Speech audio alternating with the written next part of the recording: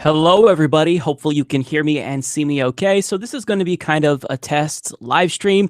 I may be doing this more regularly, depending on how this goes, if there's no technical difficulties. And if you've seen any of my streams before, then odds are there will be live streams. Now, first of all, a lot of people ask, Mike, you're like the only person who doesn't do live streams. Why don't you do live streams? And my answer is I actually always do live streams. I do them once a month with Patreon patrons. And it's not just me talking, like we'll all get on camera and there'll be like 15, 20 people on camera all talking at once. So I do these frequently. It's just that I don't do them on the main channel. So I just wanted to go live here, do a little test of this, test out some new software, hopefully. Not today, but if these work out, then I'll do that. And yeah, we'll just see how it goes. Let me see how much people is here.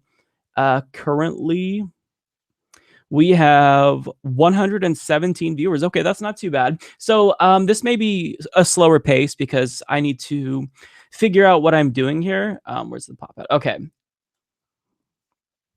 So hello to everyone here. So what I'll do is I'll take some questions, but there are a couple of things I want to get to first. I didn't want to make another segment because I just finished out the episode and I sent it off to Patreon patrons. But I do have the story that I want to talk about Donald Trump's barbarism. And I just printed it out old school here. So I want to get to a quote that Donald Trump recently said about the migrant caravan that really pissed me off. This is what he said, quote, "I will tell you, anybody throwing stones, rocks like they did in Mexico and the Mexican military, Mexican police, where they badly hurt police and soldiers of Mexico, we will consider that a firearm." He'll consider a rock a firearm. "They want to throw rocks at our military fights back. We'll consider," and I told them, consider it a rifle. "When they throw rocks like they did at the Mexico military and police, I say, consider it a rifle." Now, let's just pause for a moment and think about the implication of what he's saying here.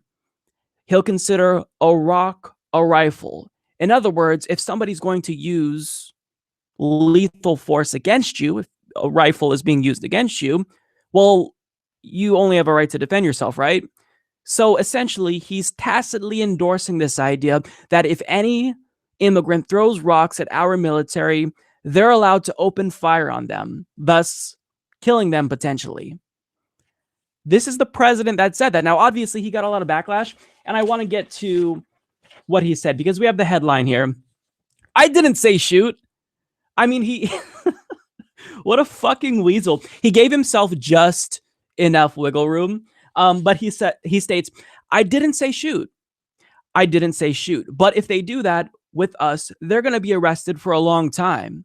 Okay, but you weren't saying that. You were implying that in the event these immigrants throw rocks, well, our military can basically pretend as if they're shooting at you, and then we can respond in a way that's similar to them shooting at us. So he's a weasel, right? And he says things like this on a weekly basis because this is what fires up the base. If you've noticed lately, he's really ramped up the anti-immigrant rhetoric because that's exactly what his base wants to hear ahead of the midterms. He's hoping this will galvanize, the base and get them out to vote. And I couldn't not say anything about this after seeing it, and I didn't want to wait until Monday to talk about this because it's just absurd. It's a new level of barbarism, and the United States being, really cruel. This isn't anything new, but it's just we keep lowering the goalposts or lowering the bar more specifically, and it's despicable. So I just wanted to address that, and we may get into some midterm talk here, but it looks like we have a super chat from Andrew Ocean. I don't see a question, but hey, thank you so much for the super chat. And by the way, shout out to Sahil Habibi, Progressive Voice. I made him a moderator. I don't know if he wants to be a moderator, but buddy, you're a moderator. So I did that in the chat. I accidentally made someone who was a troll a moderator for a second, but I undid that. That could be potentially a really bad fuck up, right? So yeah.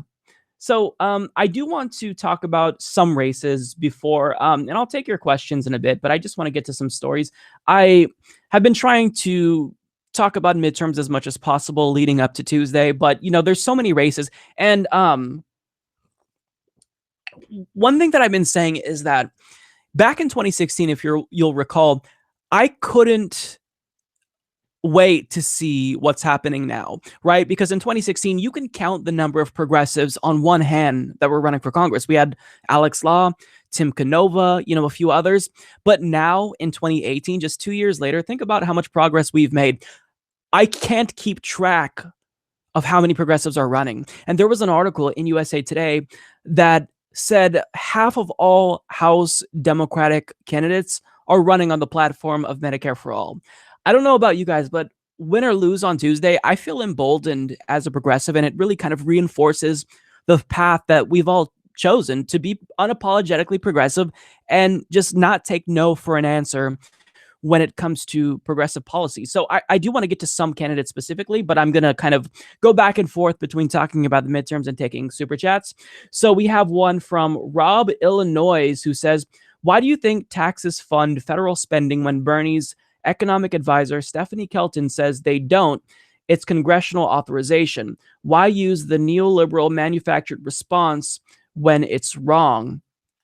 That's a difficult question. I think that in large part, it's due to culture, because I've talked to people who are generally liberal when you go issue by issue, but they're concerned about things like the debt and the deficit, when in actuality, I've never really been too concerned about these things, because I always knew that that was a ploy by Republicans to fearmonger about progressive policies, right? Because think about this, and this is such a fascinating fact. Once I started to learn a little bit about modern monetary theory and listen to some podcasts with Stephanie Kelton, it's very clear that Republicans functionally they operate as if they are modern monetary theorists, because they'll just pass whatever policy they want to, and if it expands the deficit, then so be it. Be it tax cuts for the rich, funding never-ending wars. They operate on the assumption that, yeah, we can do what we want and the budget doesn't matter, and we're only going to bring up the budget and our concern about the budget in the event it's going to be because Democrats or progressives want to pass progressive policies. So I think that it's a cultural issue, and this is really the first time I think ever in politics since I've been involved where people are starting to push back against that narrative, saying, look, I don't give a shit about the deficit. If we expand or explode the deficit in order to pay for Medicare for all, that is well worth the cost. So, I think that largely it's cultural. We just have to start talking about it in a different way and monopolize that narrative in the way that we monopolize the debate about Medicare for all and healthcare. So we have Winkle the Bernie Bro says, cool to see you live. This Bernie Bro approves. Thank you so much, Winkle. It's good to see you. I believe I follow you on Twitter. You're usually on point from what I've seen. And yeah, thank you very much. I know that Winkle has a YouTube channel as well, so feel free to subscribe to him. We also have Matt Watson, who states, can we convince you to cover some Canadian politics? Lots of things to cover up here too. Referendum on proportional representation systems going on in BC. Look, here's the thing. I get all of my news about Canadian politics from one person, and that individual is my good friend, David Dole. So the fact is that I just don't know enough about Canadian politics, and I kind of follow international politics. Like I've briefly been into South African politics, politics in Myanmar, because I'm generally fascinated, but I noticed that I don't have enough information myself to speak authoritatively on those countries like I do, in the United States. So case in point, when I kind of learned my lesson, I covered Brexit, and my viewers absolutely ripped me a new asshole because I kind of just followed the mainstream narrative. That's where I got all my news, BBC, CNN. And I was under the impression that that was fueled by xenophobia, when in reality, that wasn't a fair characterization. A lot of people voted for Brexit, perhaps to kind of stick it to the establishment, and because they were tired of these trade deals that screwed them over. So, I have my opinions on other countries and international affairs, but I tend to kind of abide by the philosophy that I stay the fuck in my own lane most of the time. But certainly my goal is to create some type of podcast where we do talk about other countries, but I want it to be people from those countries. Like I have a friend in the UK, Miles Dreyer, who talks about, British politics, and Jeremy Corbyn.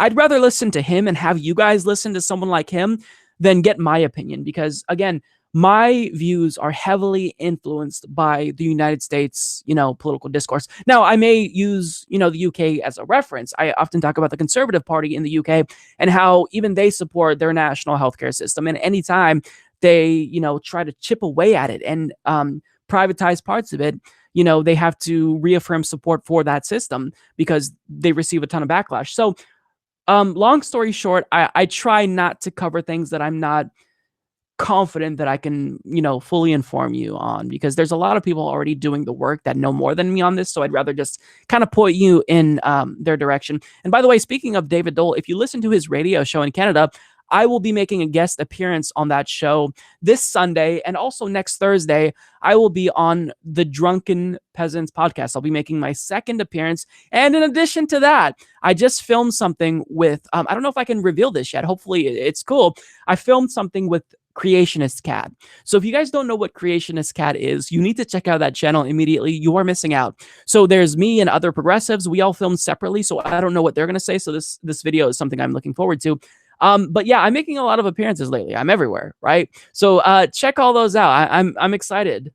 Okay, so we have a super chat from Progressive Voice. Thank you, Sahil. Thoughts on Politicon, Charlie Kirk meltdown, Cedar versus Kirk, Crowder versus, hang on. There we go. Crowder bitching out on debate with Sam Cedar, Piker v. Kirk. How come you didn't get to go?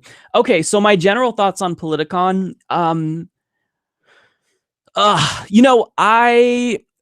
First of all, I'll answer the question as to why I didn't go. First, the reason why I didn't go is because I wasn't invited. Now, to be fair, I'm not butthurt about that, because in the event I were invited, I probably wouldn't have gone. And that's because traveling for me is very difficult.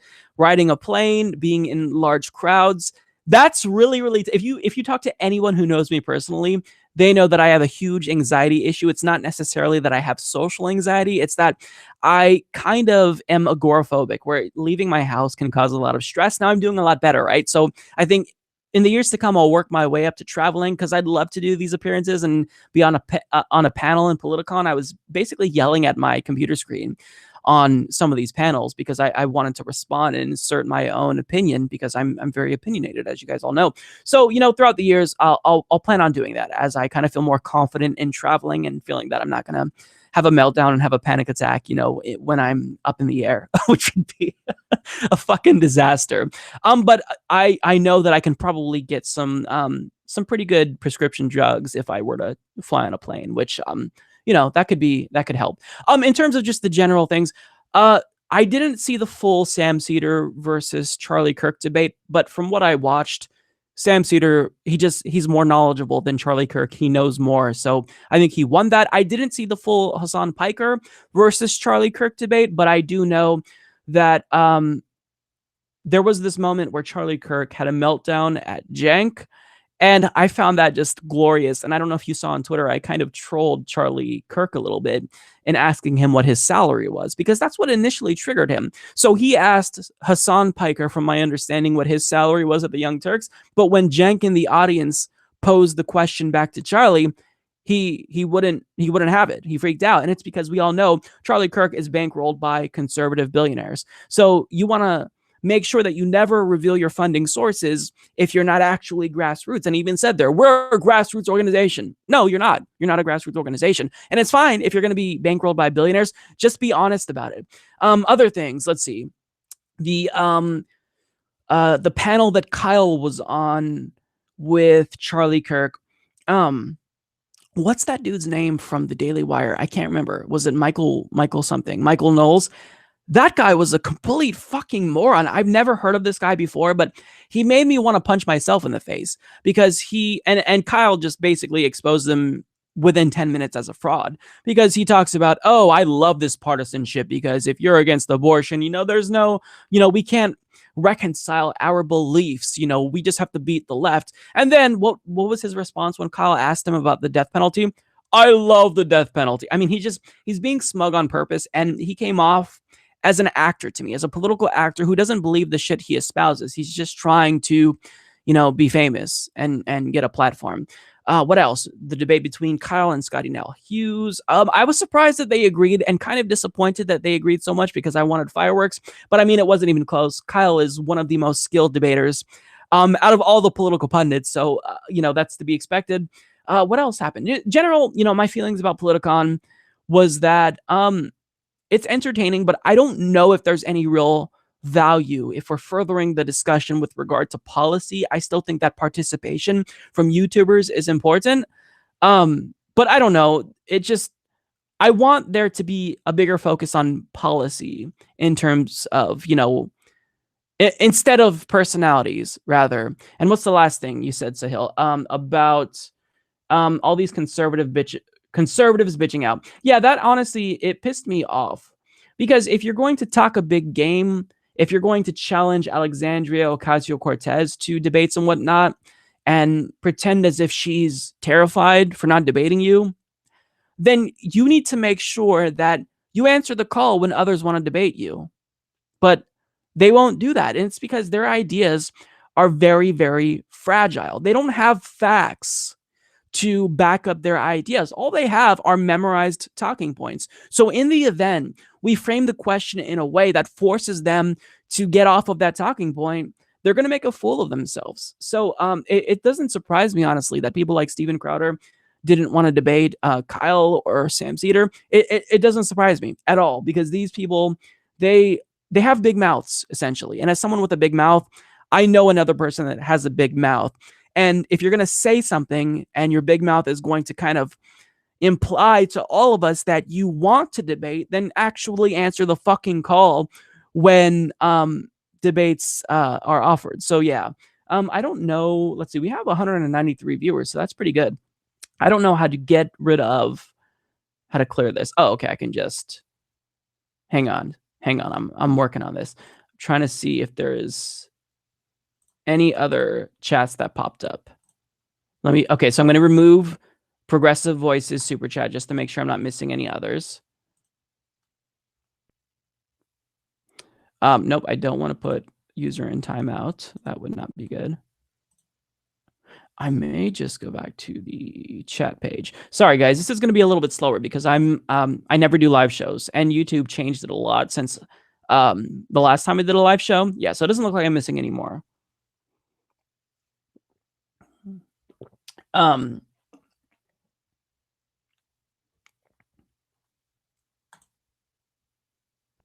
Okay. Make sure everything is copacetic and we're good. Okay, so I kind of want to take a moment to shine a light on some of the progressives that I haven't covered on the channel that have absolutely impressed me. And one person that I've got to give a special shout out to is Richard Ojeda. This guy is doing exactly what he needs to do to win in a pro-Trump district. And I did the video about Claire McCaskill. Hopefully you guys saw that. She's doing the exact opposite of what she should be doing. She's pivoting more and more to the right and basically bowing her head to Republicans, when the reason why you're slipping in the polls is because you're not getting enough of your base to come out and support you. You have to, you've got to sing the songs that your constituents want to hear, right? You got to play all the greatest hits, Medicare for all, tuition-free public colleges and universities. And it's not too late. I mean, this is a very close race, but Claire McCaskill isn't doing that. But the reason why I brought up Richard Ojeda is because he's creating this blueprint for corporate Democrats like Claire McCaskill that they could follow, that could potentially help them and make them more successful. But they don't want to follow that because, one, they're clueless, and two, they're corporate shills.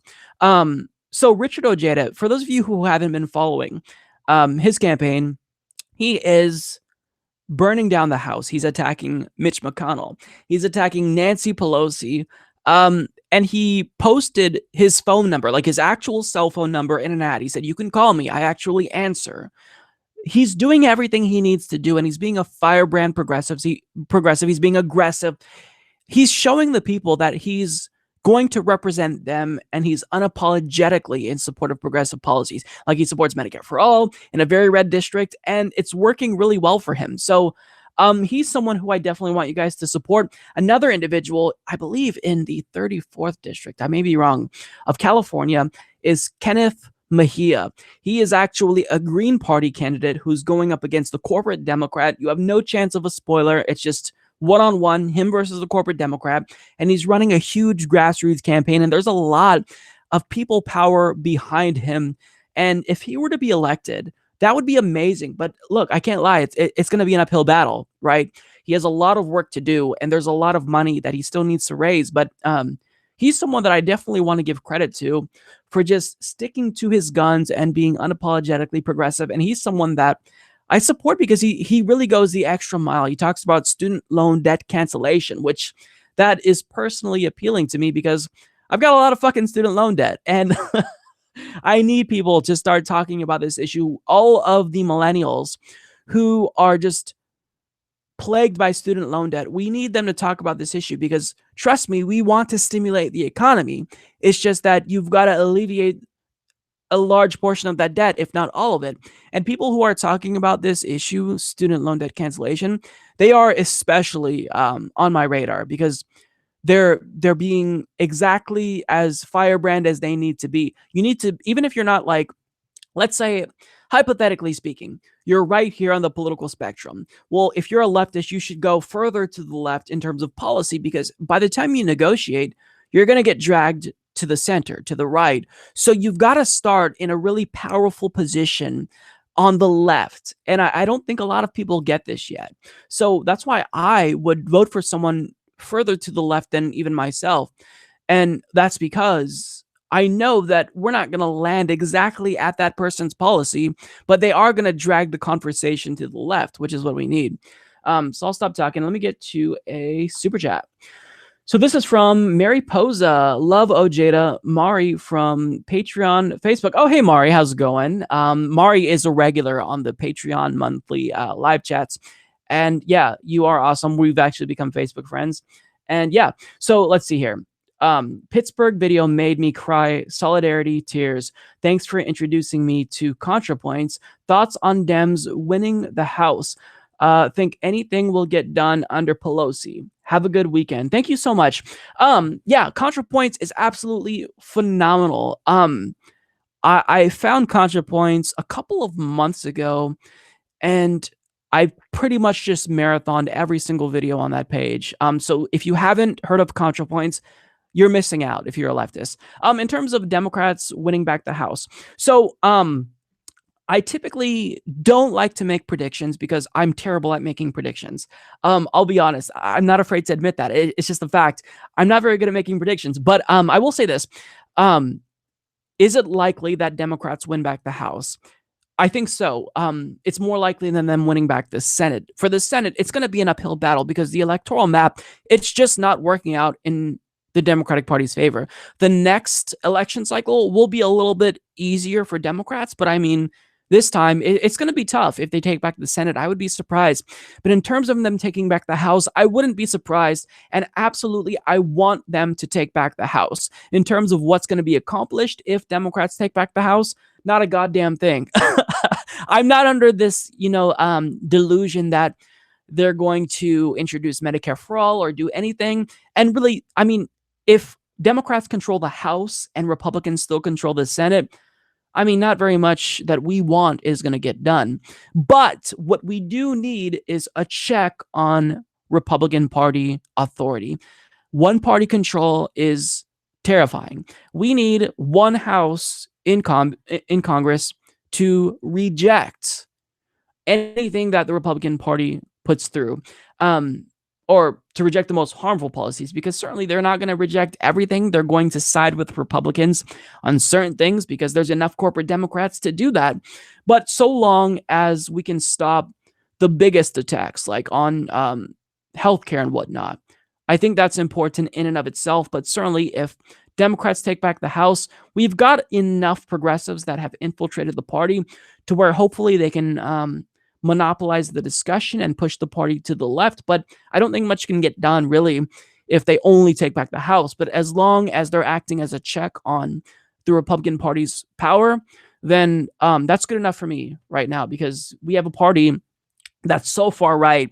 They are, half the party is essentially fascist. They're proto-fascist. They're tyrannical, and they're not doing anything. Like, I can't think of anything the Republican Party has done since they've gained power to help ordinary Americans. It's tax cuts for the rich, more wars. So we need to check on that power, right? We need to stop them from doing more damage. And that's really what this is all about. It's hard talking nonstop like this. Usually I film and I take a break and then I collect my thoughts, but just kind of going on and on, it's a little bit difficult. Okay, and we are up to 217 people watching. That's awesome. And only 5 dislikes. I like that. I see you, Trumpians. I noticed that a lot of Trump supporters have kind of infiltrated my channel lately. And just know that when you call me a snowflake and a cuck and an NPC, I love it. Because so long as you keep calling me names, you're not saying shit. I'm making an argument. You're not. Who's going to win over someone who's undecided? Someone who's talking about policy, or someone who's calling the dude on YouTube a cuck? I think we know the answer to that. So I absolutely welcome their hatred, as Bernie Sanders would say, because fuck you, chuds. So not to be overly divisive, right? But, you know, I've got no patience. I'm completely out of patience for people. If you still support Donald Trump in 2018, it's a cult of personality, and you've got to admit that. So we've got another super chat. This is from Winkle the Bernie Bro, again, who states, special shout out for Jeff Waldorf of TYT Nation. He really needs help from his subs to become patrons on Patreon. Help support independent media. Yeah, I retweeted something that he posted. He's struggling right now to pay his bills, and he needs people to support the show. Jeff is someone who I like. This dude is dedicated. He films every single day, and I don't really ever find myself in disagreement with him. I think he's on point, and absolutely, I'm all about supporting other independent media personalities. So yeah, please, if you can, if you watch TYT Nation, please, please, please support Jeff Waldorf, because he needs it right now more than ever. It's basically a matter of life or death for him. So please become a patron. Anything you can do for Jeff. And, you know, in general, if you support someone, then consider becoming a patron, because in this day and age, these people they need your help. The YouTube climate has become a lot less hospitable to political commentators in general, but more so to the left, because we've kind of seen YouTube just get overrun with right-wing ghouls and goblins. And, you know, they have no problem. If you're a right-winger currently, it's going to be really easy to get support, because all the views are going to be flooding there. I think old people figured out how to use a computer and found out what YouTube is. So right-wingers are on the rise on YouTube. So as a community, we have to protect our own on YouTube. But I will say this. I also want to support newcomers as well, because I don't think independent media will flourish if there's just like 10 or so progressives. So certainly help us all you can. But if you are considering, you know, getting in the game, then it's tough. But we need more voices. You know, we need more voices to reach out and speak about progressive policies, because you're not going to hear from normal people in the mainstream media. So we've got to do that ourselves. And there's these segments on CNN with Alison Camerota where she just brings on Trump supporters or voters, and she gets their opinion. And that to me is so refreshing. Like I'm craving commentary from ordinary Americans, because if you turn on the mainstream media, I mean, I don't have to tell you guys, I'm preaching to the choir, right? You just get these elitist assholes bloviating about things that they don't like because it personally offends them. Like Trump attacks freedom of the press, and then they cry about it. And, you know, I won't get into it because I talked about this with Jon Stewart. But we need new blood. That's long story short. So let me get to another super chat here. This is from Moose Gal. There is a progressive running for Chicago treasurer. Amaya Pawar advocates for a public bank. You need to interview him and help spread the word. Well, I don't think I'll be able to get that done before Tuesday, to be fair.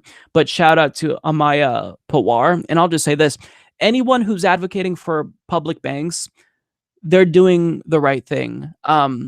Because this is the direction that we need to go. Anything that strips away power from, the monopolies and the big banks is really important.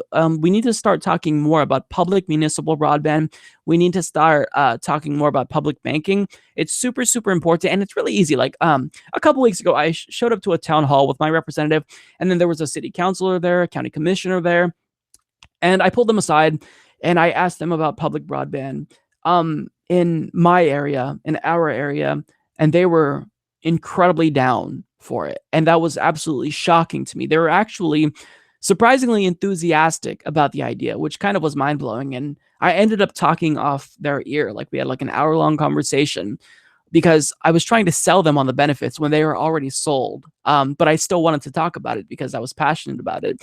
And I kind of explained to them about net neutrality. And they, even though they supported the idea of public broadband, they weren't necessarily following the net neutrality issue. So I explained everything to them, and they were appalled at how fucked up this basically coup was of the internet. It was a coup d'etat, a corporate coup d'etat.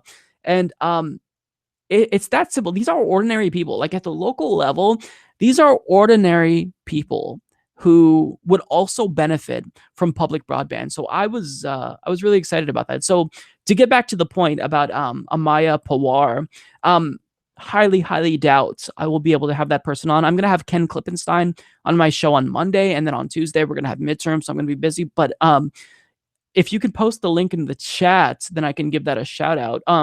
Actually, let me just look it up right now. I'll just Google this person so I can tell you to look up their campaign website.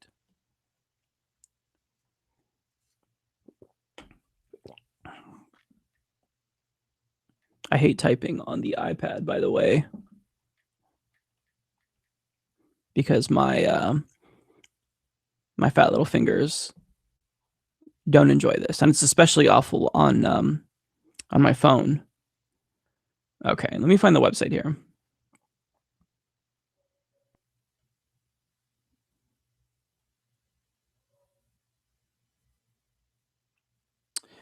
I don't know. So I'm at, let's see, chicago47.org. That's a letter to him. Let me just go on his Twitter page because that's coming up. And we have 230 people watching. That's pretty impressive. Okay. So, here's his website. Perfect. He has it front and center.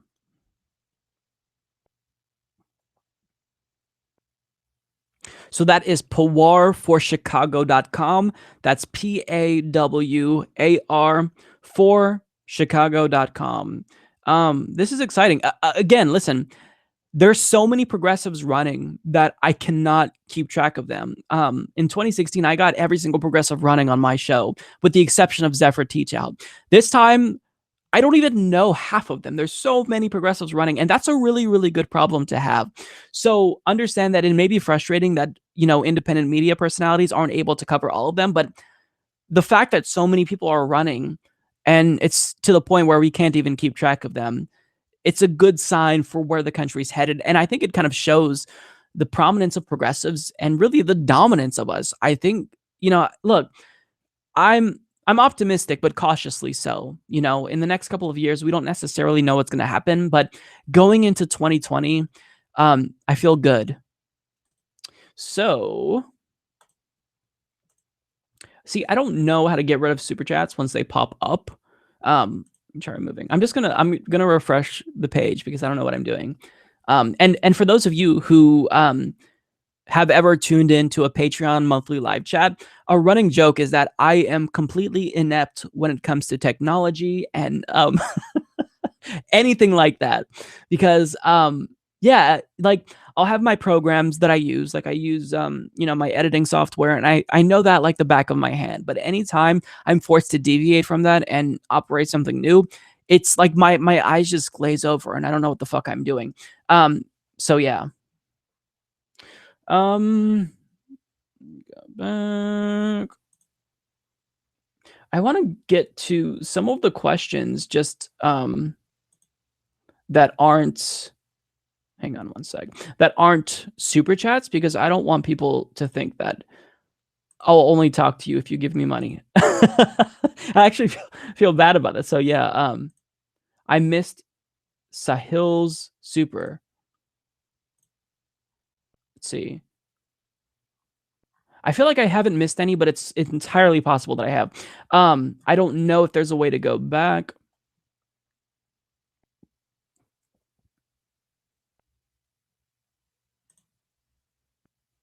Yeah, I don't honestly know.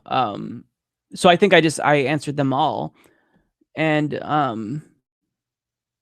yeah, so let me try to see if there's any questions in the chat itself. So I'm looking now, and now's the time to start trolling me. No, oh, we got one. Okay, so let me answer that first, right? So, hey, Mike, did you see Sam Ronan got arrested? LOL. The LOL. Is that a good thing? Yeah, I saw that he got arrested, and I kind of followed it. I was gonna talk about it on the program, but I didn't know if Sam wanted me to put all of his business out there like that. I mean, it was all over the internet, but I just kind of felt like it wasn't necessarily my place. Um, so I didn't talk about that. But Sam Ronan he's a good dude. Me and him do not agree on everything when it comes to policy, but let me take a moment. Let me call Sam out. Sam was talking some shit about me on Twitter. So I'm going to call him out. So I don't remember what it was about, but he basically implied that he can whoop my ass at Mario Kart. And if he thinks that's correct, it's not. Like, anyone who steps to me in Mario Kart will get destroyed. I have a Bernie meme, or a Bernie me, rather. I just go to meme. I have a Bernie me with the F-Zero cart. I will destroy anyone. So if you're going to talk shit, make sure you could back it up, Sam. Smash Brothers, not so much. But Mario Kart, I don't fuck around when it comes to Mario Kart. So I will say that. But to answer your question, yes, I did see that he got arrested. And I know that he ran as a Republican. A progressive Republican, but okay. Let me say this, and I'm going to watch my words very carefully so I don't piss anyone off. I'm very skeptical nowadays of anyone who just says I'm a progressive. Like, I'm not willing to take them at their word. They have to prove it in some way, shape, or form. I don't know how, but they've got to prove it, because we've had a lot of progressives that sort of had a political awakening in the same way that Dave Rubin did. And I don't have to name names. You know who did this, who supported Bernie in 2016 and now suck off Donald Trump on a daily basis. I don't have to name names. I'm sure someone will put it in the chat. But nowadays, if you say you're progressive and you're running in the Republican Party, that's cool. That's an interesting strategy. I don't know if that's going to work, but you still got to prove that you're progressive. And I know that Sam Ronan and me disagree on certain things, so I don't know if he kind of changed his opinion. And this isn't me smearing Sam Ronan. I genuinely don't know. So yeah, if you say you're progressive, then let's talk policy first, and then you'll have my my endorsement. Yeah, somebody posted it in the chat. The name, by the way, which I won't name because I don't like to. I'm not a shit stirrer, but lately I feel like certain people on YouTube need to be called out. Like, I've refrained from calling out Dave Rubin by name for a while because I felt like that doesn't really do anything. But if you're gonna do things that's harmful, if you're gonna spread misinformation, I can't help it. Let's see. Super chat from Aspergerian. Did you hear about Vermont being sued for trying to bring back net neutrality? I have heard about that. There's so many stories regarding net neutrality. It's difficult to keep up. I was planning on making a video about FCC Commissioner Mike O'Reilly. He's one of the Republicans that voted to kill net neutrality. And if you're wondering who that is, he's the guy that doesn't have a neck. Like, he doesn't have a neck. If you Google Mike O'Reilly, he does not have a neck. So you'll know who I'm talking about. And he basically attacked the idea of public broadband, saying it's a threat to the First Amendment. Right. But this wouldn't have been an issue. Nobody would be talking about net neutrality if you and your corporate shield buddies didn't destroy net neutrality in the first place. So now we're talking about public broadband because of you. So you brought this on yourself. And look, I know that the people at the FCC hate my fucking guts. Ajit Pai hates me. And for those of you who are wondering, what are you talking about, Mike? They don't know who you are. You're just some asshole on YouTube. Go back to my coverage of net neutrality in 2017. So Ajit Pai actually played a clip of my show of me calling FCC Commissioner Brendan Carr a shill. He played this at Telecom Prom. And I was watching this because I was going to cover it. And I saw my video pop up and I was like, holy shit.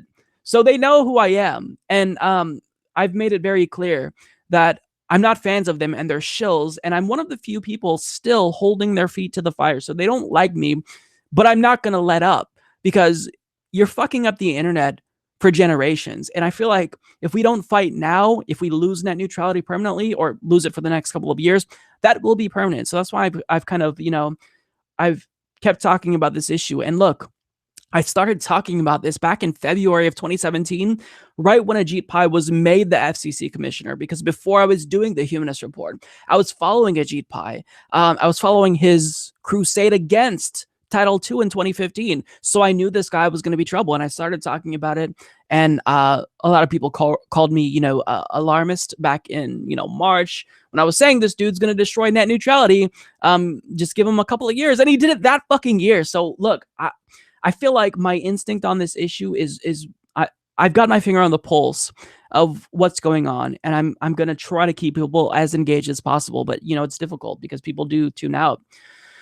I think I missed a super chat. Let me refresh because that's been working for me.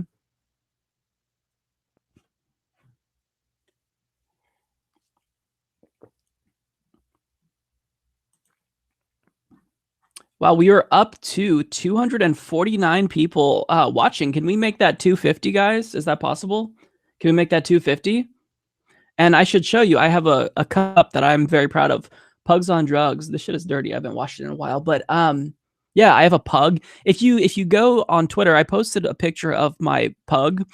So this year for Halloween, I was Mario. My pug was a Koopa. He was the for those of you who don't know, it's the Mario character with the turtle shell with the wings, and my little dude was not happy about wearing that costume. So you can see that on Twitter. I believe Ken Klippenstein retweeted it because I posted that picture in response to a thread of him asking for dog costume pictures.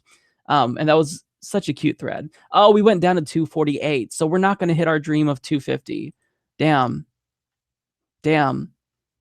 Oh, 252. The dream is alive. Okay. Just when I said that, I spoke too soon. And I have no idea if this is like a good number because I don't do live shows often enough. But I mean, that's if I were in a room with 250 people right now, I'd be shitting my pants because I'd be having anxiety. But since it's the internet and you guys can't throw tomatoes at me, I don't care. It's cool. So what's a reliable website to look up politicians? This is a super chat from Smash Girl 9. Thank you so much. That's hard to say. So I tend to stick to the ones that we already know about, like Our Revolution and Justice Democrats.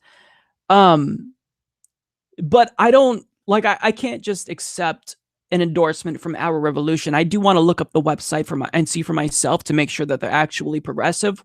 And usually if someone is in support of Medicare for all and they have that in plain language on their website, usually that's good for me, right? But I tend to really rely on progressive websites like the PCCC and whatnot. Or not, sorry, not PCCC, although they're a good organization. I don't go to their website, but Our Revolution, that's what I meant to say. And just look for those endorsements. But really, I mean, the best thing you could do is go to their websites and take their own word, because if you see this coded language about healthcare and expanding coverage, odds are they don't support Medicare for all. Like if somebody supports Medicare for all, they're going to say that they support Medicare for all pretty clearly on their website. So that's kind of how I decipher who is and isn't progressive. But yeah, I don't know if you guys saw on humanist.report.com for a while, I had up a link titled 2018 Tracker.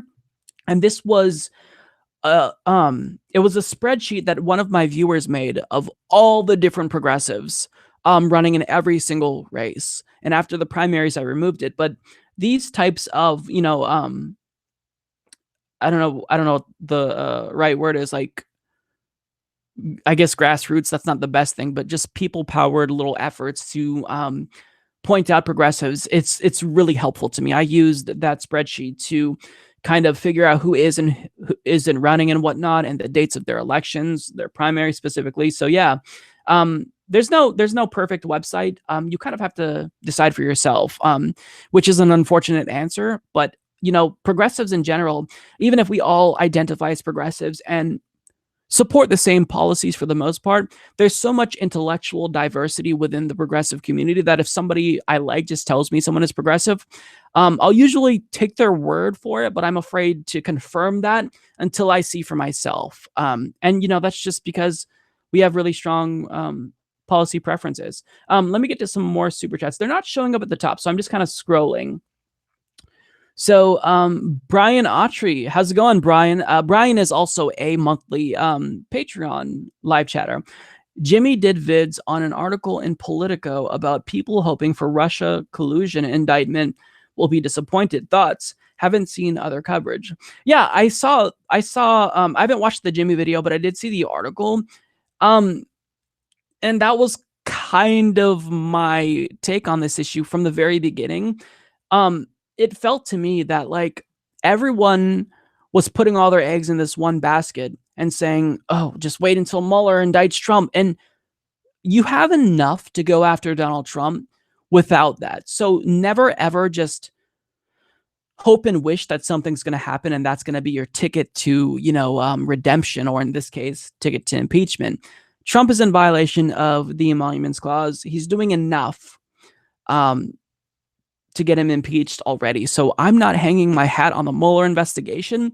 If he finds that there's any type of fraud or whatnot, then awesome. But I'm not gonna get hopeful because we don't know how that's gonna turn out, and we've got to have a real concrete policy and a plan going into 2019. Let's see here. Camden Fobert says, "Why do you think Oregon governor's race is so close?"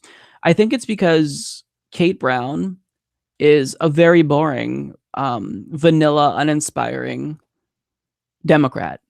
I voted for Kate Brown, and I'm not thrilled about her, but she did a couple of things that made it clear to me that she is better than just a standard corporate Democrat. Like, she signed net neutrality into law. That pretty much secured my vote for her. So I mean, she's done other things. She took a stand against the Justice Department when it comes to our state's recreational marijuana laws. And if we had a Republican, I mean, I don't even want to imagine how much of that would be vulnerable. Net neutrality, recreational marijuana, just general civil rights and civil liberties. And what's interesting to me in the Oregon race, we have a Republican that is being Democrat light, and it's so rare, but he's trying to convince all of us that he is liberal, like a Democrat. And I don't think that's going to work, because if you're a Republican, you're going to want the real deal in Oregon, right? So we'll see how that plays out, but it's close, and it shouldn't be this close. And I think that's because Kate Brown is not a good campaigner. She kind of fell into this position as governor after the scandals with the last administration, and she just decided, sure, I'm here, so I'll run for election. And she's not a good motivator. I think she's more of a wonk, in my view. But it shouldn't be this close, and it's because she's not a very good campaigner. But she's not awful. Okay, let's see here. Thanks for covering. Deb Holland, have you seen Udall and Heinrich's native voting rights bill? This is from Sourdough Dan. Thank you, Dan.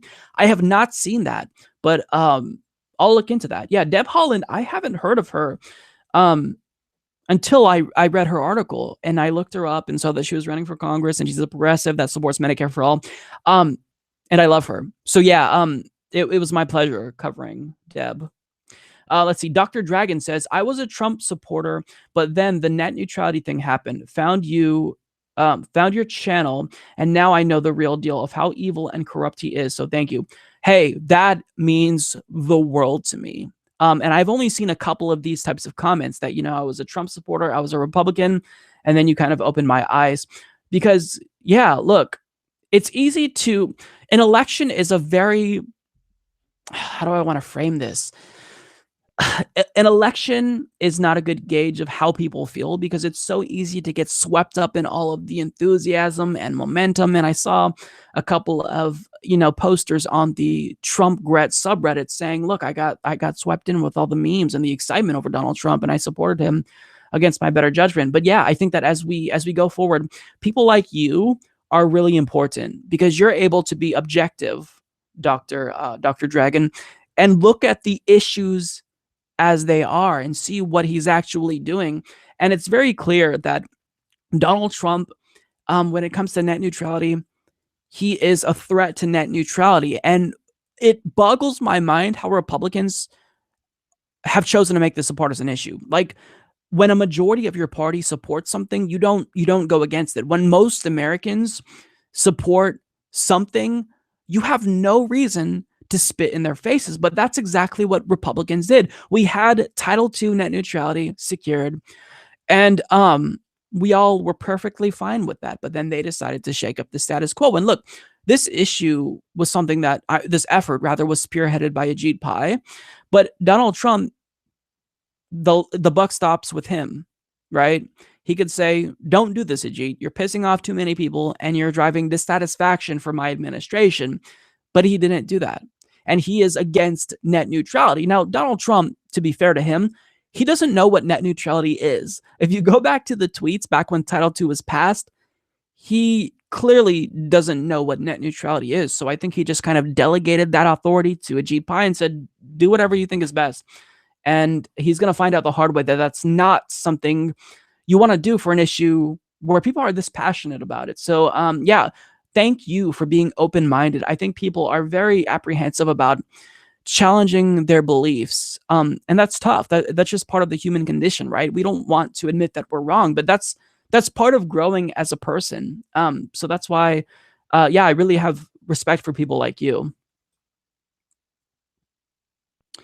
Let's see here. So, Cool Blue 71 states, "I live in Michigan. I will not vote for any Democrat on the ballot. No to Gretchen Whitmer and Debbie Stabenow. I require Medicare for all nominees."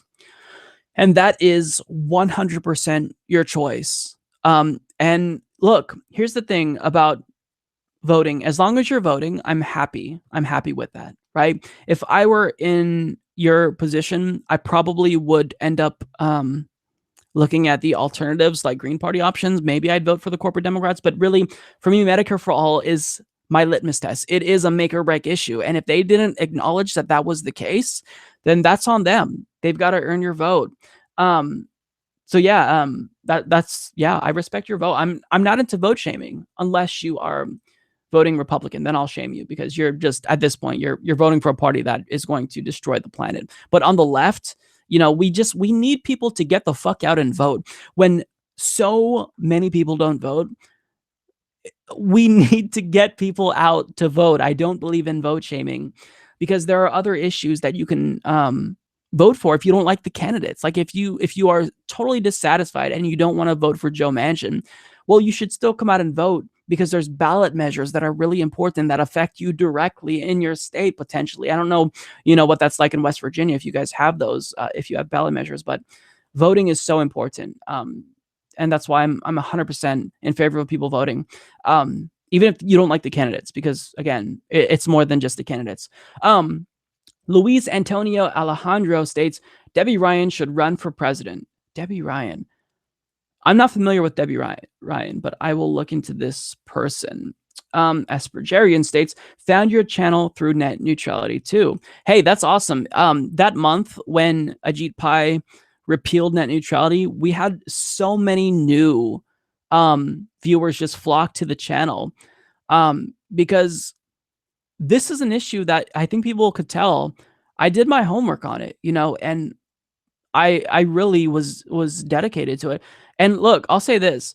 Net neutrality is one of the issues that kept me up at night. Like the night before the repeal, I slept maybe like a couple hours because it's so important. It's one of those things where if we lose what little progress we made, or I shouldn't say progress, even though Title II was progress, but if we lose what we have on the internet, that's devastating for not just, internet freedom, but grassroots political organizing. So I kind of looked at this in terms of the broader implications, and I tried to frame this in a way that would get conservatives on board too, because this is something that affects every single person equally. So if someone like Ben Shapiro, for example, continues to say, oh, well, this isn't a big issue, you're speaking out against your own interests. If you have a new media platform and you're against net neutrality, you've been duped by propaganda. So, yeah, I really am excited that there were a lot of people that kind of tuned in then.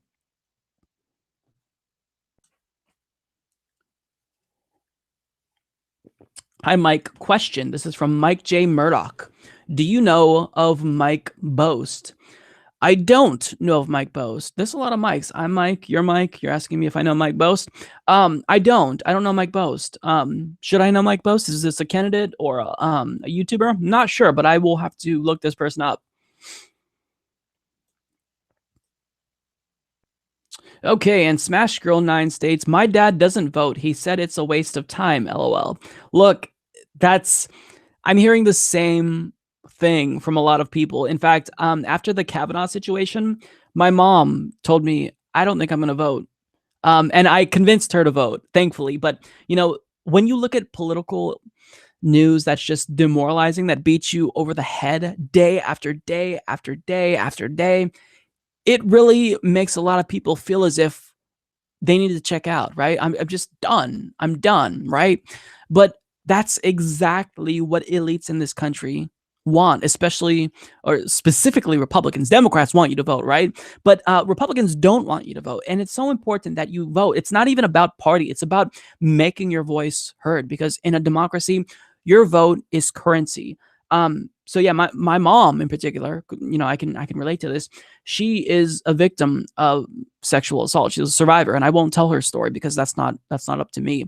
And seeing that was really demoralizing. And I had so many people reach out to me or respond to a thread I did on Twitter saying, yeah, Mike, I'm a sexual assault survivor. And seeing all of this, seeing the way that the victim was smeared, that hurts personally. And I'm just fucking done. And that's just something that people do. They have this instinct to check out, but it's incumbent on us as progressives to get them to vote. And I think that message is starting to resonate with people around me, like my niece. She called me up last night, and she was asking me about certain ballot initiatives in Oregon, and she said that her boyfriend isn't registered to vote. And I'm like, dude, what are you doing? You have to register to vote. 2020 is just around the corner. So, they know what my response is going to be, and they know that I'm going to have an argument as to why you should register to vote. So yeah, we just have to promote this idea that voting is good. And I know that there are people that are championing this idea that, oh, well, if I don't vote, it's going to make a big statement. No,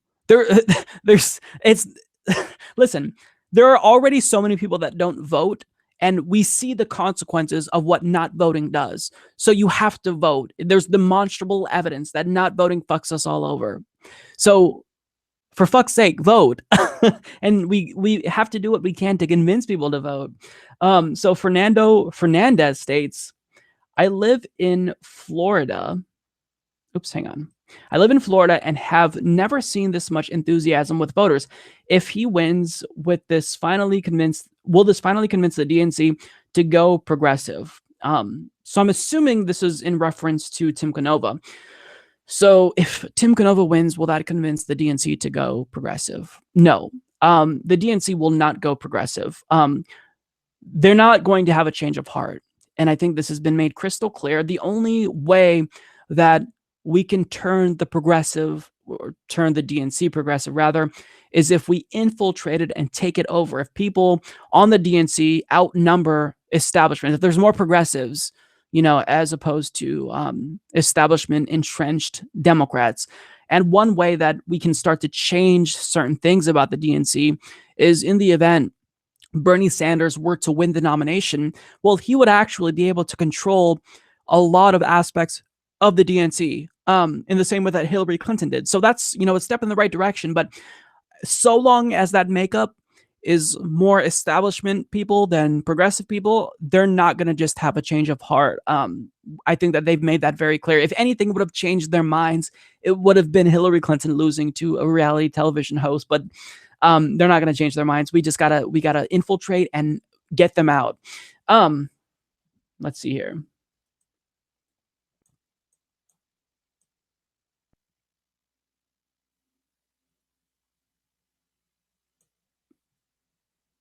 Okay, so Moose Gal says, Mike, you forgot my second super chat.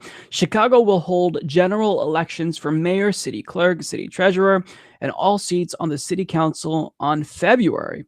You can still interview Amaya Pawar. Oh, okay. Okay. That's great then. I don't know if you're in contact with the campaign, have them reach out to me. But yeah, that's encouraging because it's overwhelming currently. Like I have a lot of people that want the candidate in their district to come on the program, but it's tough. It's tough to get them all on the show. And I did a lot, leading up to the primaries, but yeah, I do what I can. I don't have a producer. I don't have a secretary. It's just me. So if I don't get to my emails, just know I'm trying. So Cool Blue 71 states, my theory, people who have voted but then stopped made the decision because general election nominees are not worthy of their time, let alone votes. Wholeheartedly agree with that notion. A lot of people don't vote because the system isn't working, and they feel as if they won't vote and participate in the system until it starts to represent them. But if you want it to represent you, the very first step is to vote. And I know we've got to do more, right? We need to get money out of politics. And really importantly, we need electoral reform. I talk about this on the show relatively frequently, but HR 3057, this is something that you should bring to your representative's attention. I brought this up. It was the first question at the town hall I attended. HR 3057.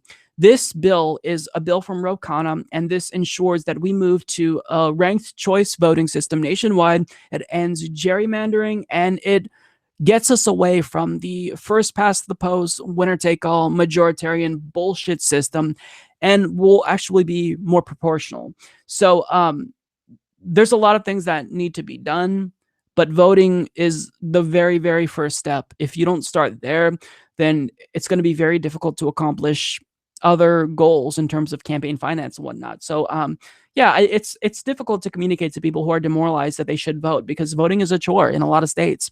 So how do I convince people, hey, get out and stand in line for a couple of hours, or try to make it to the poll that was just moved out of your town? How do you convince people to do that? It's tough because it's a chore. It's easy for me to say, oh, vote, vote, vote. I live in Oregon. My ballot gets mailed to me weeks before the election. I could take my time filling it out. Registration in our state is now automatic. You go to the DMV, you get registered automatically. So the barriers to voting in my state is very, very low. But that's not true in a lot of other states. So I try to be mindful of the fact that, yeah, there are people who have to put up with a lot of bullshit voter suppression, voter ID laws, and that makes it difficult to vote. It's demoralizing. It's a chore. So, I mean, do what you can. Meanwhile, it's tough, but yeah, just know that I am mindful of that. And I think we've been going for almost an hour. I'm going to end soon because I'm getting hungry. But let me try to get to the last of these super chats. So Tara Claiborne asks, did you hear about the Jacob Wall and his hoax? That was interesting, to say the least. I followed it. I don't have enough details about that story to really speak about it intelligently enough, but I basically know that this guy tried to cook up some false allegations against Mueller in order to discredit him, but he was awful. He was sloppy. And at the time when this person who he tried to hire to make these false allegations said that they took place, he was not in the same state. It was a disaster for him. So yeah, that you can't do shit like that. So there's a chance that could land him in federal prison. And they held this disaster press conference, and one of the reporters or someone asked, "Are you two ready for federal prison?" And that that was hilarious. Okay, so I think I've gone through all of the super chats. I think I'm going to end this here. I just wanted to kind of do a short live chat. just to kind of get a feel for it, I do have software for these live chats, which it's Wirecast, but it's kind of hard to use it, and I'm kind of afraid to use it. So when I was trying to test out the software Wirecast, I accidentally went live when I didn't know I was live, and here's what happened. I got a copyright strike for that, literally. So it was just me going live, and it was a screenshot of me fumbling with the controls in Wirecast in YouTube. And for whatever reason, they said YouTube claimed that I was doing like false, not false advertising. I don't know what the correct term is that they used, but I was trying to mislead people into going to the live chat. And maybe just because by default it was called the Humanist Report live show. And if you click on that and it's just controls for a live stream, maybe that's misleading. But I mean, I didn't know it was live. It was totally intentional. And I deleted that 2-minute live stream right away, but I got a copyright strike for it. So it kind of made me a little bit apprehensive to use the software if I accidentally go live and could get a copyright strike and potentially fuck up my channel. So we'll see, yeah. So let's see. Someone in the chat says, do more of these, Mike. You are the best. Thank you so much. I don't think I'm the best, but certainly I'm trying to add to the conversation. Yeah, Sahil says that was for sure a false flag, that copyright. Definitely. The only false flag that I would confirm. Look into using OBS. This is what Winkle the Bernie Bro says. I actually do have OBS on my computer. It's a little bit more intimidating. But it seems like by and large, at the end of the day, it might work better in my favor if I just learn how to use it. So I will look into that. We have Scalisi says, go vegan. Yeah, I would love to go vegan. I was, for the most part, I think the last live chat I did, I was talking about my intent was to go vegan. And I was essentially, vegetarian and whatnot. Like 2 weeks after that, I fucked up and went to a barbecue and I had a hamburger, and then I was done. It was that easy to fuck up. And I think that where I went wrong was that the way that it was in my mind was that I was on a diet, and that's not a long-term solution. It has to be a lifestyle change. So for the most part, I don't eat too much meat anyway. What I do eat, it's chicken, it's turkey. I try not to eat ham because I think that that's just immoral. And I've read Peter Singer, and pigs are very intelligent, so I don't feel right about doing that. So going full vegetarian again is kind of a short-term goal, just to kind of do my part, because factory farming is one of the biggest contributors to climate change. So, it's a work in progress, but it's tough. And I don't know the right mindset, but if I read Peter Singer again, I think that I'll get back in the right mindset. But going vegan, I got to learn how to cook. I don't even know how to cook regular food. I'm a baker, but I'm not a cooker. Jeremy Chase says, you skipped my super chat. Okay, let me go back through. I notice if I just scroll through, it's a little bit easier. The system for super chats isn't as streamlined as I was hoping. So hopefully you guys will forgive me. Jeremy, just type your question in the chat so I can answer it there. Let's see. So Sourdough Dan says, you're a good kid, Mike. Thanks for doing what you do. Thanks, buddy. That honestly means a lot to me. Aspergerian says, have you seen Massachusetts ballot on question 2? I have not seen that. Is it a good or bad ballot initiative? In the state of Oregon, we had all shitty ballot initiatives. Like the last midterms, we voted to legalize recreational marijuana. And this time we're fighting for our life. We're fighting to keep Portland or Oregon as a so-called sanctuary city. It's just, there's nothing to be excited about. So it was disappointing. Let's see. Oops, hang on. Suredi Ahmed Yahia asks, if the US really a democracy, if one party is constantly trying to strip people of their right to vote, is the US a democracy? If one party is constantly trying to strip people of their right to vote and it's the ruling party. No, I no longer characterize the United States as a democracy. I think that it is um, an illiberal oligarchy.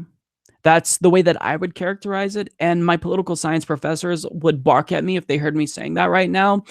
Um, because to say that like the United States is authoritarian, that's not true. But to say it's a pure democracy, I'm of the belief that the United States has never been a full representative democracy. We've never been polyarchy, which is the goal. And that is something that Robert Dahl came up. And there's different things there's different requirements you've got to meet in order to be polyarchy, to have a polyarchy and be a full democracy. And we don't meet those standards. How could we say that we were a democracy when women couldn't vote, when only landowners could vote, when only white people could vote? How can we still say that we're a democracy if felons can't vote, if we're disenfranchising voters across the country? So unless you reduce all the barriers to voting, I don't think you can really characterize us as a democracy. So I think we're in an illiberal oligarchy. We vote, and our decision is meaningful to an extent because we do choose the people in power, but do they represent us? No, they represent, the true power brokers, which are, the billionaire class and elites.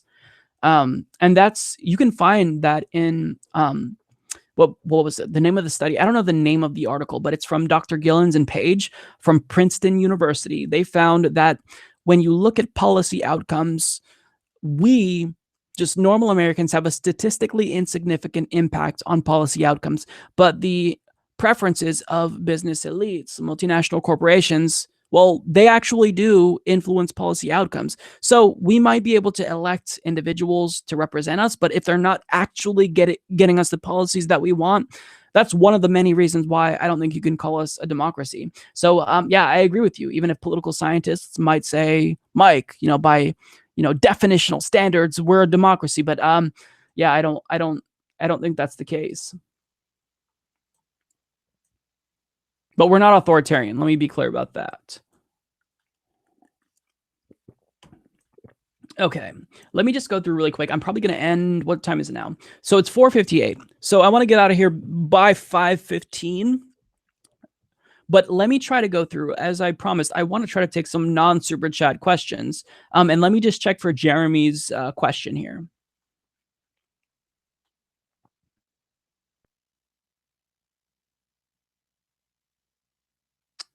Let's see. Jeremy, I am not finding your question. If anybody else saw Jeremy's question and can post it, then that would be great.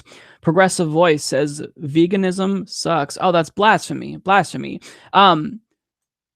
There are some vegan foods that are really, really delicious. I haven't tried very much, but when it comes to vegetarianism, I mean, with some of these things, you can't even tell that it's not meat. So I could definitely be like straight up vegetarian.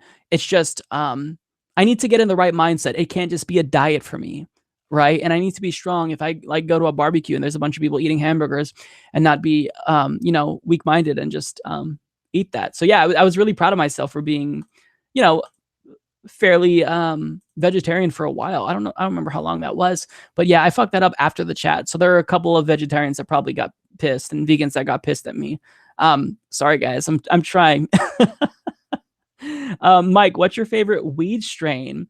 And where are you from in Oregon? Okay, so my favorite weed strain is a sativa strain called Trainwreck.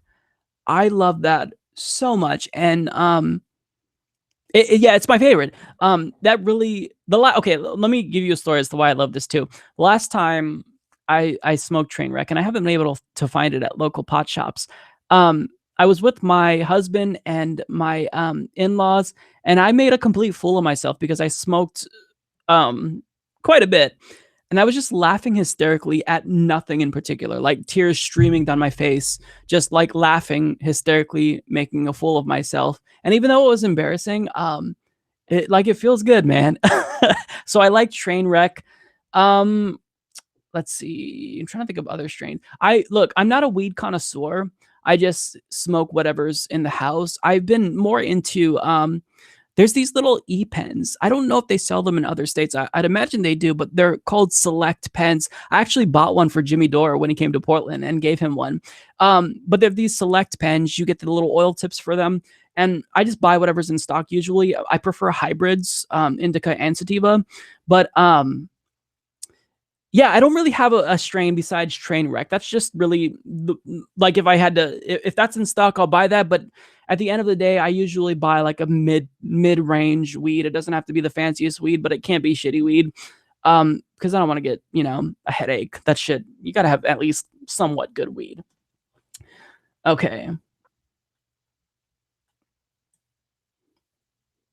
Michael Wild says, I like you even more now. Look, I won't give you the impression that I'm a stoner because I'm not. I do I have a vape pen and an e-pen, but I don't use them too often and whatnot. Let's see. Sahil says that I was so high I was endorsing Hillary for president. I don't think I would get that high. No, whenever I get high, it's funny. If you go, and I don't know, because I haven't done this in a while. If you go to my Netflix queue, if you go to the movie White Chicks, I don't know if you guys remember that from Marlon and Damon Wayans. It's always paused at the scene where he was shitting. So whenever I get really high, when I'm in like my laughing mode and whatnot, and I've been drinking, I go to that and I'll watch that just over and over and just keep rewinding it and laugh hysterically. And one time I was laughing so hard at that I actually thought I was gonna have a panic attack because I felt like I couldn't breathe because I was laughing so hard. So I turn into a child when I'm high or drunk. Like I'm very dorky and just stupid. So yeah, let me see. I love White Chicks. Yeah, it's it's a classic. It's really stupid watching it, when you're sober, but when you're drunk, that farting and shitting scene, it fucking I'm just dead. I'm dead from it. Oh, and another thing I did was we watched Men in Black when I was pretty lit.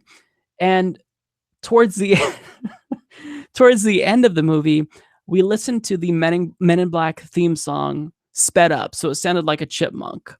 I've never cried laughing that hard in my entire life.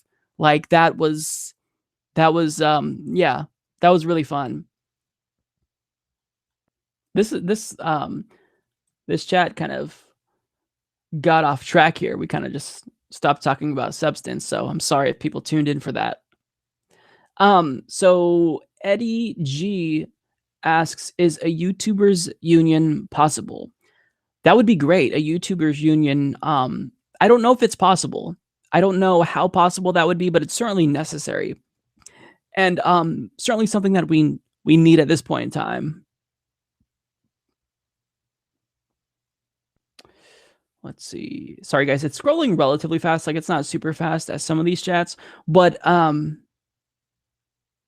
let's see.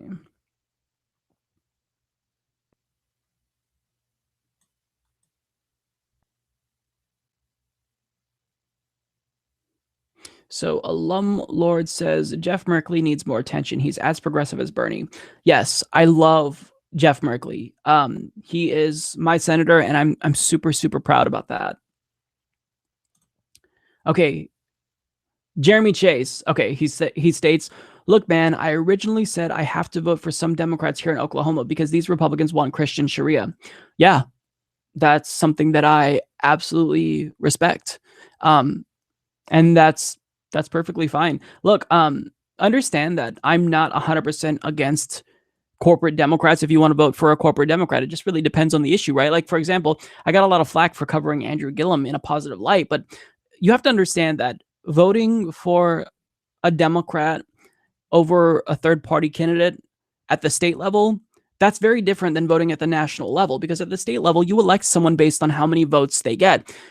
At the national level, I was in a state, Oregon, that was going to go towards Hillary Clinton no matter what. So I've always maintained that you've got to make your own decision. What's more important to you?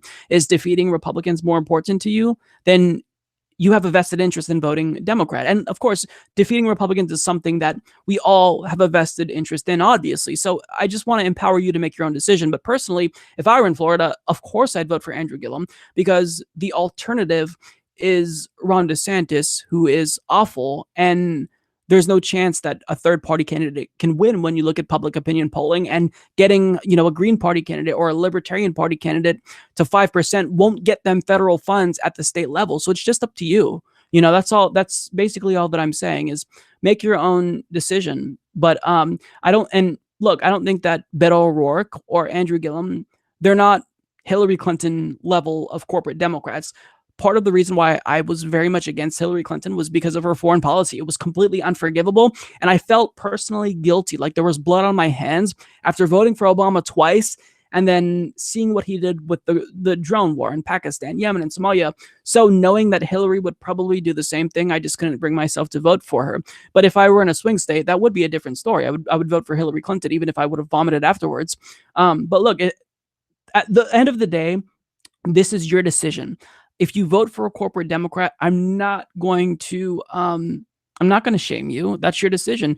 And like, I'm voting for a corporate Democrat. No, I mean, I don't know if, I guess Kate Brown is a corporate Democrat. I voted for a corporate Democrat. It depends on that situation. If you really feel as though that race is close and you're voting for a corporate Democrat specifically to stop a Republican from getting into office, I think that's perfectly rational and reasonable. I've never explicitly, I don't think, said that I'm against the lesser of two evils voting. I said it's a strategy that voters often use at the polls. Sometimes I vote for the lesser of two evils, sometimes I don't. It just really depends on that race. So you have to make your own decision, do your research, look at polling, and see what's going to work best for you. But if you're voting for a corporate Democrat to stop a Christian Sharia Republican, you're being pretty fucking reasonable, and I do the same thing. So definitely. Sorry I missed your first super chat, Jeremy.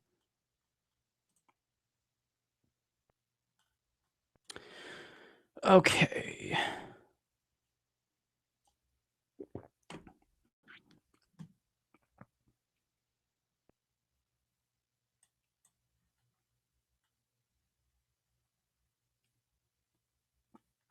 So Tara Claiborne says, Mike, I think that the Republican Party needs to cease to exist and that progressives should take its place as its own party. Your thoughts? Yeah, that's Democrats in general, they're conservative enough to be fairly representative of, conservatism in the United States. It wouldn't be modern day conservative fascism, but it would be like conservatism back in the 80s and the 90s. But there's so much difference between progressives and corporate Democrats that that could be two different parties. And I absolutely agree. The Republican Party has got to collapse because they've gotten so far out of balance. They've gone so far off the deep end, off the spectrum, that it's to the point where there's not even like, you can't look to one policy that they're doing that's even remotely beneficial. It's all just, let's get in, let's fuck people over. And that's not good. Super chat from Aspergerian states, Massachusetts question 2 mentions money in politics and whether or not corporations would be classed as human beings. Well, if there's anything you can do to make sure that corporations are not considered human beings, then vote in that way, because corporations are not human beings. They're not. They're corporations. That's different than, us human beings. Corporations don't have, bodies. Like, I mean, I guess they technically have a body, but they're not human beings. They don't function at the same level as us. They don't have the same interests as us. They're not driven by the same motivations that we're driven by. Corporations are not people. And that's a bastardization of the First Amendment that I think was one of the worst decisions in Supreme Court history, Citizens United. But be clear about this when you talk about this. It didn't start with Citizens United. It dates back to Buckley v. Vallejo in the 1970s. So money in politics has always been an issue in the country for a while now. It's just that it's gotten worse lately. Jason says, hey, Mike, love your show. Thank you so much. Voted for Gillum in the primary and will in the general, but I really felt betrayed when he backed out of Medicare for All. Yeah, I don't blame you. I would be betrayed or feel betrayed too. The thing about Gillum is that after he kind of backed away from it, and he still kind of did that, he kind of did mention it again.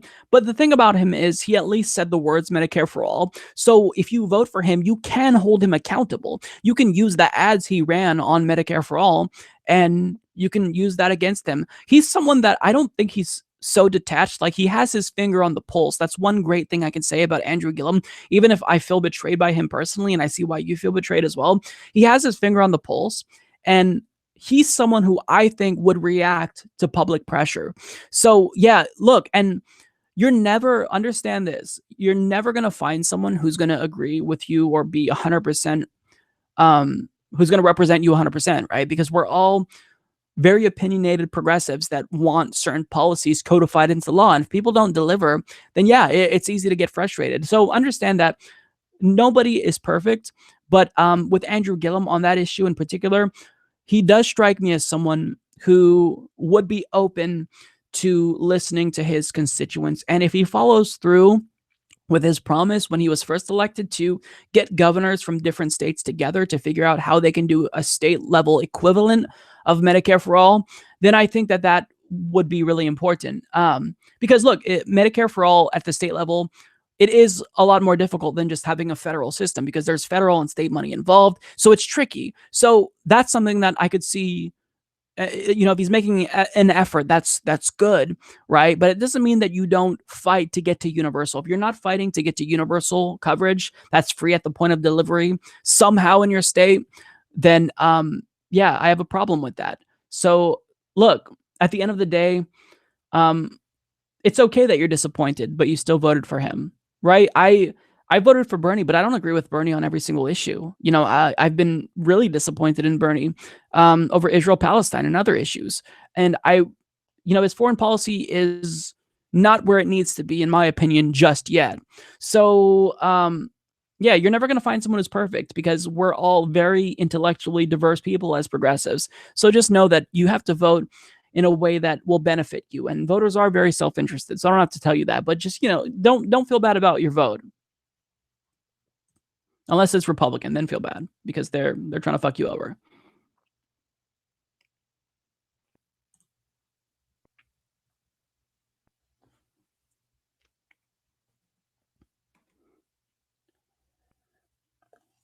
I love how I refresh every time I try to see the questions to get the super chat cleared off the screen. I know there's a better way to do this. I just don't know what it is, guys.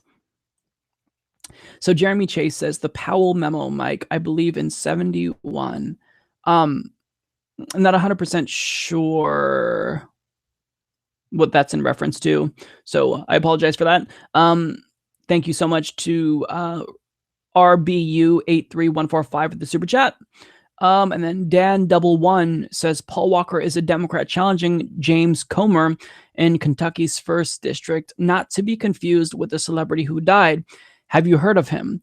I have not. And in fact, when he said Paul Walker, that's the first thing I thought of was the celebrity who died. So if that's a progressive, then yeah, I'll look into this person. And I do plan on trying to build a pretty big list of progressives so that way on Tuesday I can kind of go through and check off if they won or lost.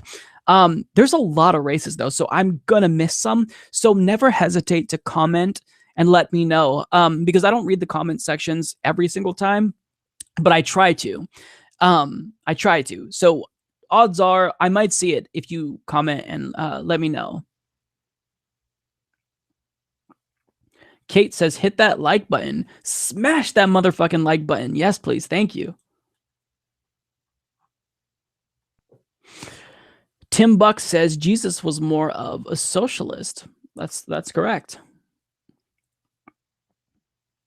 Okay, so I think we have most of the questions. I will probably stop here. I said I wanted to be out by 5:15. It's 5:14 now.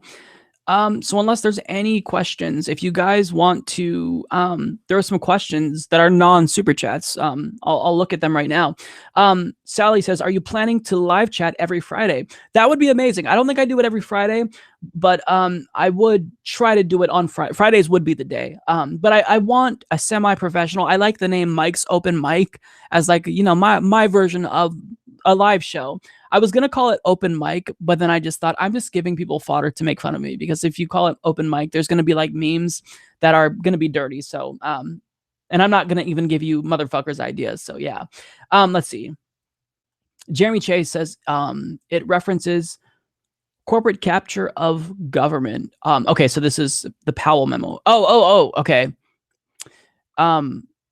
Yeah, that's vaguely familiar to me. I don't know if I don't think I talked about that on the show because then I'd have a better understanding of it. But as the weeks go on, like I feel like all the information that's stored in my brain gets purged each week, or certain portions of information. So I'm only able to retain information for like 5 weeks because this is a lot of shit. You know, there's a lot, and news stories move so quickly that it's difficult to retain all the info that I obtain, and it's tough. There's a lot going on, so I try my best. Do you think Democrats and progressives should support Claire McCaskill? Um, if I were in her state, I would vote for Claire McCaskill. And the reason why is because even if she is horribly strategically incompetent, um, there are reasons to believe that she would be better than that Republican who is awful. She did vote against Kavanaugh. She voted in support of net neutrality. So it's little things like this that really does separate some of these corporate Democrats. So I would vote for Claire McCaskill, but I would be absolutely disgusted with my vote. Not that I'm saying you should be disgusted, but just me personally, I would be irritated with her. And if I voted for her, then I would be calling her office basically on a weekly basis to let her know how well she's doing. Because I feel like if I vote for you, you owe me. That's a huge favor I'm doing, especially if you've done a shitty job. And she's done a shitty job. Like she's done just a couple of things this year to if I were in that state, I would have sucked it up and voted for her. The net neutrality vote and the vote against Kavanaugh. But aside from that, yeah, she hasn't done very much to earn her keep. So I would definitely keep pressure on her. Okay, Winkle the Bernie Bro says you're welcome to come to LA anytime. Like a lot of fans would love to meet and greet. If you ever vacate down here or go on Rogan someday, yeah, look. I would love to go to LA. I think that would be awesome. Maybe a future Politicon, or yeah, definitely. I'd love to meet people. And I've been in talks with TYT. They want me on their panel, and I think that that would be really fun. It's just a matter of like if I go to LA, it would kind of do what Kyle does. Like I'm not as far away. Like he's way on the East Coast, so I have less excuses. But if I went down to LA, that would be a big deal for me. So I'd have to plan a bunch of shit at once in order to make the trip worthwhile. And I'd have to have some drugs to be okay on a plane, I guess you could say, because I am, yeah, I am a very anxious person, especially traveling. Yeah, so I think that's pretty much it. I don't see any more super chats, and I'm not seeing too many questions. So I think we will leave it there. I just wanted to do a quick chat, and yeah. Progressive Voice says, I didn't realize how many people had flying fear. Yeah, man, the struggle is real. Okay, I don't want to admit this, but I will. I've never actually flown in a plane, and I've actually taken fear of flying classes myself. But yeah, I still haven't gotten on a plane. Now, the thing about my fear of flying, it's not that I think that the plane is going to crash. My fear is claustrophobia. So a lot of my anxiety and panic attacks, it's the product of me feeling claustrophobic. So if I'm in a car for too long, I get irritable. It gets difficult for me to do that. So being in a tin can, like way the fuck up in the sky, that is something that honestly is probably really, really difficult for me. That's the biggest thing for me. I'm not worried about the plane crashing because statistically you're safer flying, than driving a car. So it's really the claustrophobia aspect for me, just being there and having to sit through however many hours. I think it's like 2 hours from Portland to LA. That's the biggest thing, is being able to sit still. And I'm like a child. I can't sit still for too long. So, it's tough, but we'll see. One day. Winkle says we need to get a hyperloop from Portland to LA. That would be dope. I would love that. Victor Hill says, being that I support your channel, I would like to ask, how much of a chance does California have of impacting net neutrality? Oh, they have a huge chance of impacting net neutrality. In fact, I think that in the event they're successful in court, and notice that they did just put their whole lawsuit on hold. The Justice Department and California, from my understanding, came to an agreement to not enforce net neutrality and also not sue them. So it's at a standstill right now, but we need California to be successful when it comes to net neutrality, because if they do it, other states will probably be inclined to follow through. So it's their law is everything, in my opinion, because like look at Colorado. They voted to legalize pot, and Oregon actually voted that same year to legalize pot. We voted no by a relatively close margin. They voted yes. 2 years later, how many more states? Alaska, Oregon voted to legalize pot. So it just comes down to one state getting the ball rolling. And that's why the domino effect is something that I talk about, because it is important. That's why you putting pressure on your state representatives and state senators at that state level, it really does matter. It could affect all of us. Okay, last question here. I'm going to take from, who's that? Zorixus. I probably butchered your name. Sorry. What do you know about Bernie? Oh, hang on a second. I have the super chat. I have to refresh again. I know there's a better way of doing this.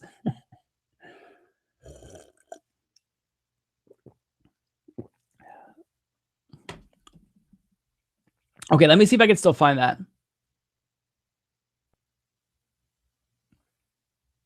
God damn it. It wasn't a super chat question, so I'm trying to find it.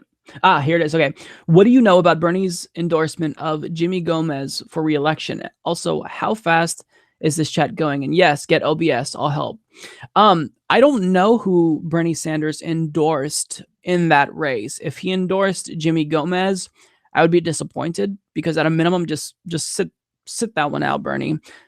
Because if you're progressive, Kenneth Mejia, he is the preferable option. And if he were to get elected as a Green Party member, that would be gigantic. He could petition everyone else for ranked choice voting. He would do so much good. So if Bernie did that, then I'm going to be mad, but only, for a little while, because I don't agree with everything Bernie does, but I'm not going to just not vote for Bernie in 2020 if he makes me angry.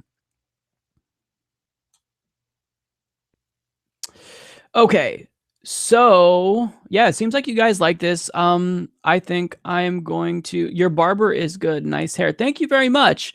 It's a little bit fucked up in the back because I am my own barber. I shaved my head. I got clippers and whatnot, and it's because I like my regular barber. I don't know how to, like, basically I told him what I wanted. I just wanted like a standard fucking haircut, fade it and shit like that. And I got a shave and then just like a poof at the top. Like it looked like the bowl haircut or like a penis dome of some sort. So I'm like, okay, if I already have to like come home and fix that because I'm not showing my face on camera, I'm just going to cut my own fucking hair. And that's kind of what I've been trying to do. And I'm getting better at it, but I fuck it up so much in the back, but you guys don't see that and you won't see that. So yeah. Yeah, that's it, you guys. I am, gonna bounce. But yeah, I think I'll do these more. It seems like a lot of people, like this chat. Yeah. So apparently Jimmy Gomez did tweet out Bernie's, endorsement. Okay. I'll look into that. So yeah, I'll see you guys later. This has been really fun, and I definitely do want to do this again. Next time I'm going to try it with Wirecast or OBS. So that will probably be a complete disaster, just FYI. But for the most part, as long as we're trying, then we're good. So yeah, I'll see you all on the channel. Stay tuned for my midterm coverage. Thank you guys all so much for the super chats and the questions. Take care. I'm going to go get some food.